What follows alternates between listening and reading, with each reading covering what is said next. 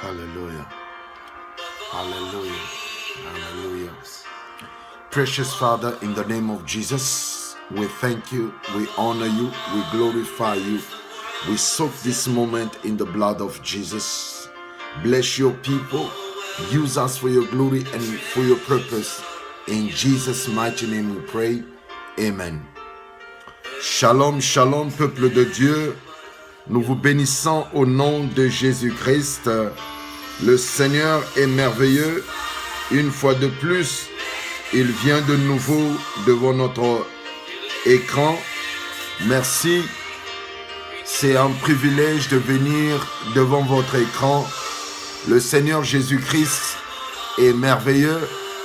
Le Seigneur Jésus-Christ est tout-puissant. Nous lui bénissons. Rapidement, nous allions aller à la parole de Dieu. Alléluia.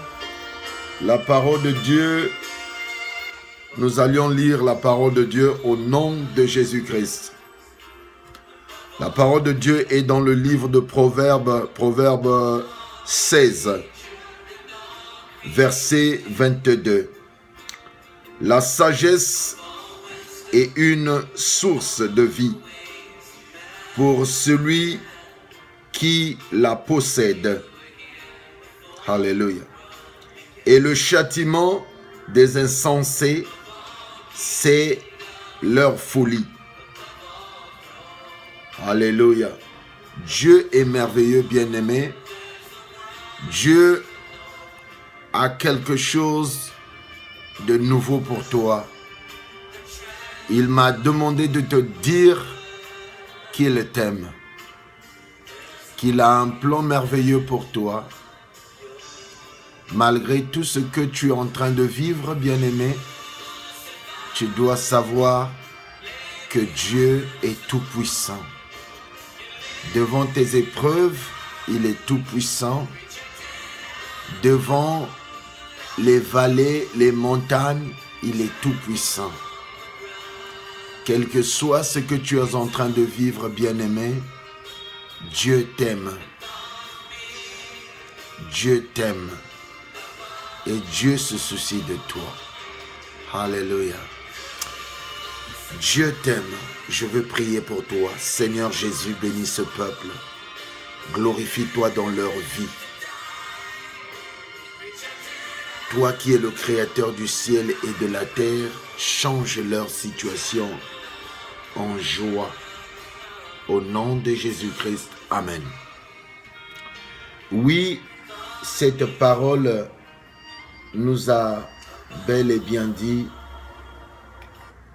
que la sagesse est une source de vie pour celui qui la possède et le châtiment des insensés, c'est leur folie. Bien-aimés dans le Seigneur, Dieu nous parle de la sagesse. Toi et moi, nous devions avoir la sagesse. Il y a des situations qui t'arrivent, il y a des situations qui m'arrivent, nous devions avoir la sagesse.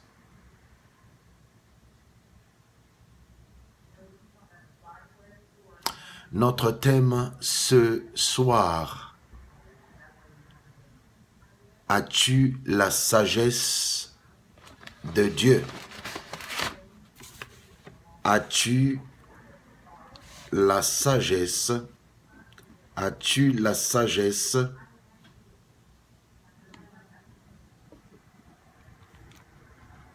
La sagesse de Dieu.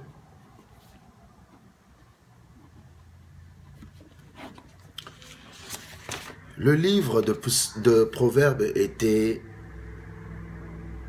coordonné par Salomon. Un jour, Salomon avait fait face à deux femmes. Ces deux femmes se querellaient par un bébé. Ces deux femmes, un d'eux devait avoir l'enfant. Ce dernier voulait vraiment l'enfant, mais Salomon a demandé sa sagesse à Dieu. Salomon a demandé à Dieu de lui inspirer qui est le propriétaire ou qui est la vraie maman. Salomon a pris l'épée, il a dit, donnez-moi ce bébé, je vais le diviser en deux, je vais diviser le bébé en deux pour vous partager ce bébé. La maman qui appartenait le bébé a dit non, roi, ne coupe pas ce bébé. Remets ce bébé à celle qui veut. Mais par contre, l'autre disait, oui, coupe-le en deux, on va se partager ce bébé. C'est la sagesse qui a fait que Salomon puisse comprendre la vraie maman du bébé. C'est celle qui disait que ne divise pas l'enfant en deux, remets ce bébé à cette dame. Bien-aimés dans le Seigneur, la sagesse de Dieu est une source de bénédiction et une source de vie et une source pour toi et moi. Mais pour ceux qui le possèdent, mais c'est un châtiment des insensés, ceux qui ne craignent pas Dieu, ceux qui ne font pas les choses avec sagesse. C'est juste un châtiment pour eux. Et ces insensés-là, c'est comme une folie. C'est de la folie pour eux. Bien-aimés dans le Seigneur, il faut avoir la sagesse. Tu es au bureau, il faut demander la sagesse de Dieu. Tu es dans le travail de Dieu, il faut demander la sagesse de Dieu. Tu es dans la gouvernance de ton pays, il faut demander la sagesse de Dieu. Tu es président de la République, il faut demander la sagesse de Dieu. Tu es ministre, tu es qui que tu as une position dans la société, il faut demander la sagesse de Dieu.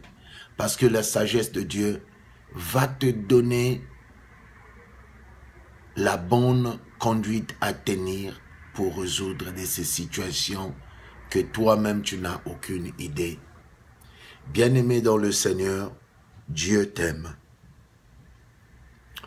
Je me rappelle à l'époque, dans les années 80, il y avait un monsieur, il demandait la volonté de Dieu dans la même semaine. Alors ce monsieur voulait aller en France.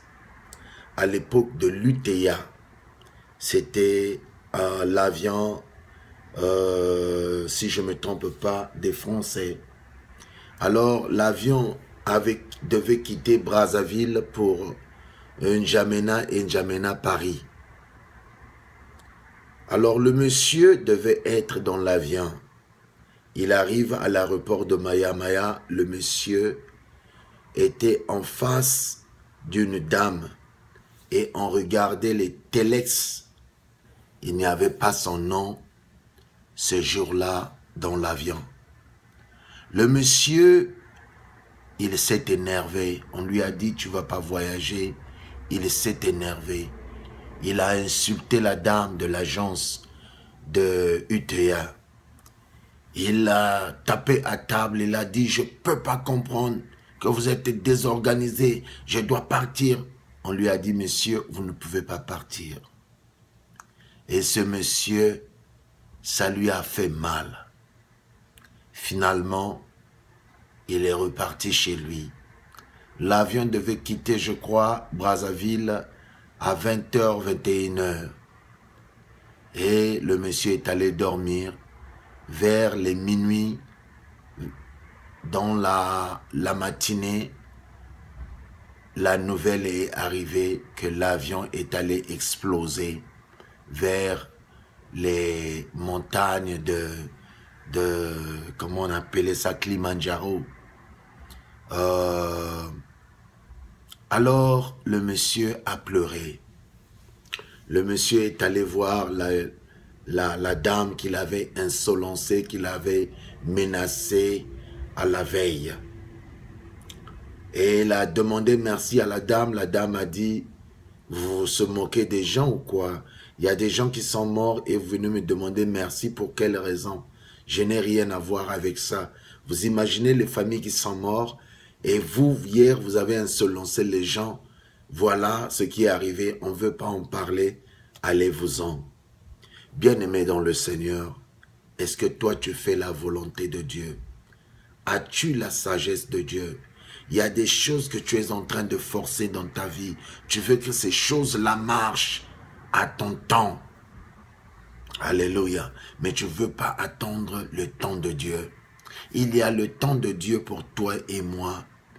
Toi, tu veux faire des choses à ta manière, mais tu as oublié la volonté de Dieu. Tu n'as pas la sagesse. Tu fais des choses sur toi-même. Tu es emporté d'orgueil. Tu es emporté d'enthousiasme. Tu veux juste faire des choses à l'immédiat. Mais Dieu parfois te montre que ce que tu veux faire, c'est pas le moment. Ce que tu veux accomplir, c'est pas le moment. Faut attendre. Aujourd'hui, il y a beaucoup de gens qui sont rentrés dans les talismans, dans les magies. Prenez vite. Ils veulent vite gagner la vie. Mais la vie, c'est pas comme ça. Faut attendre aux promesses de Dieu. Toi qui es souffrant, toi qui es en train d'attendre depuis longtemps, dans tes prières, tu as largement prié et tu constates qu'on dirait Dieu ne t'écoute pas. Bien-aimé dans le Seigneur, Dieu connaît ton problème, Dieu voit ton problème. Faut être vraiment à l'écoute de l'Éternel. Parfois, on parle beaucoup, mais on ne veut pas écouter à Dieu.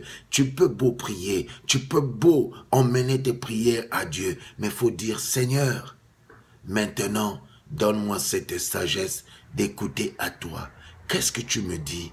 J'ai longtemps prié, mais je veux que maintenant, toi, tu parles. Donne une chaise à Jésus dans ta maison. Donne-lui la place. Dis, Seigneur, chaque fois je sors vite dans cette maison, je ne fais pas des prières en s'asseyant dans l'esprit, dans la prière convenable à t'écouter aussi. Aujourd'hui, je vais t'écouter. Reste dans le silence devant la présence de Dieu. Dieu va te parler. Dieu va te diriger. Dis-lui qu'est-ce que tu veux de ma vie. Comment je dois être avec ma vie. Bien-aimé, tu peux être aux États-Unis. Ta vie peut être dans des problèmes. Tu peux être en Australie. Ta vie peut être dans des problèmes. Tu peux être en Suisse, à Zurich, à Lausanne. Tu peux être à Londres, en Angleterre, en France, à Cannes là-bas. Mais si Dieu ne te bénit pas, si Dieu ne te fait pas grâce, tu n'arriveras pas à faire ce que Dieu t'avait destiné.